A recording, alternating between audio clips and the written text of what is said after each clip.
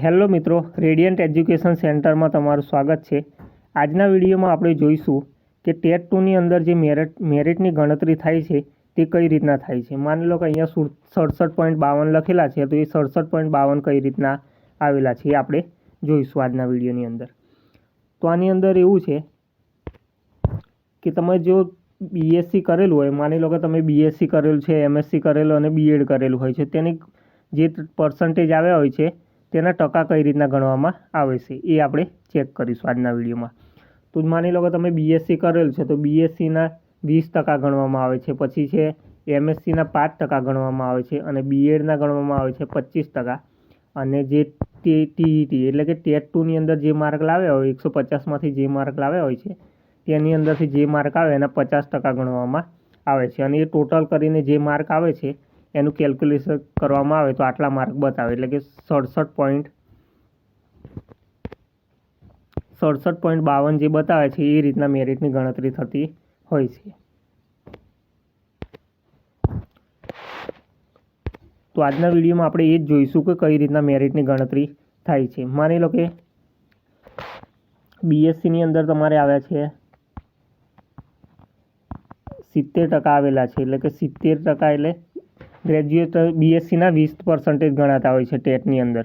એટલે કે જુઓ તમે બીએસસીમાં 70% લાવ્યા છે તો તમારે 20% ગણાશે, એટલે કે 20 કરવાના અને ભાગ્યા 100 કરી દઈશું તો કેટલા થશે? 14 માર્ક ગણાશે। એટલે કે બીએસસીમાં તમારે 70% હોય તો એ કેટલા ગણાશે? 14 માર્ક ગણાશે। એ જ રીતના તમારે જો માની લો કે એમએસસી કરેલું છે, એમએસસીની અંદર માની લો કે તમારે 70% હોય છે તેના 5% ગણાતા હોય છે, એટલે કે 5% એમએસસીના ગણાતા હોય છે અને ભાગ્યા 100 કરીશું એટલે શું થશે? આના ગણાશે 3.5 માર્ક ગણાશે। સેમ એ જ રીતના બીએડની અંદરથી માર્ક ગણવામાં આવે છે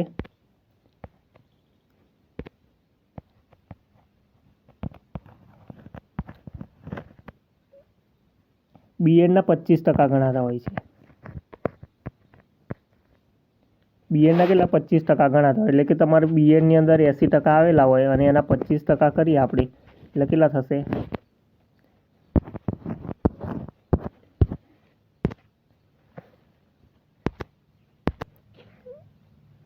આ આવશે તમારા 20 માર્ક ગણાશે। આ એ જ રીતના તમારું ટોટલ ગણાતા હોય, એટલે કે બીએડના 20 માર્ક, બીએડના કેટલા? 20 માર્ક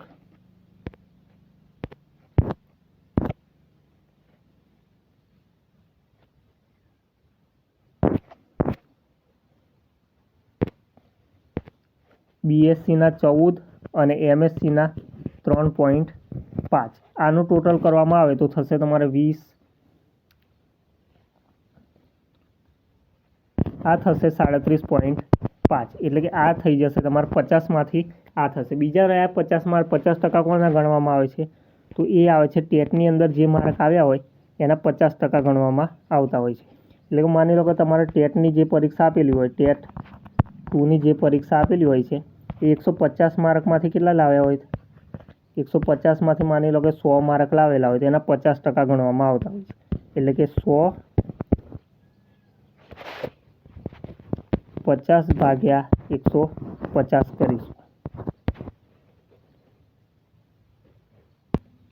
આ આવશે 33.33 એવા ગણાશે, એટલે કે 33.33 માર્ક આના ગણાશે। એટલે કે ટેટની અંદર 100 માર્ક તમારા આવેલા હોય તેના કેટલા ગણાય? 33.33 માર્ક ગણાતા હોય છે। આ જ ટોટલ કરવામાં આવે છે, એટલે કે તમે માની લો કે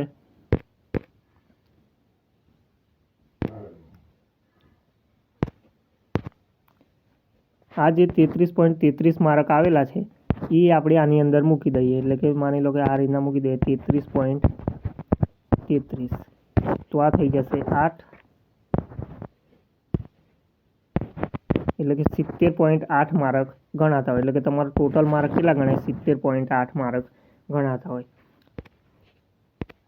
જે અહીંયા બતાવેલા છે, માની લો કે તમને આ પહેલા સ્ક્રીનની અંદર બતાવેલા છે કે 67.52 બતાવેલ છે, એ રીતના આપણે જે 70 પોઈન્ટ આવે છે એ આપણા આ રીતના માર્કની કેલ્ક્યુલેટર થતું હોય છે। જો તમને વિડીયો ગમ્યો હોય તો લાઈક, સબસ્ક્રાઈબ કરવાનું ભૂલતા નહીં આપણી ચેનલની અંદર।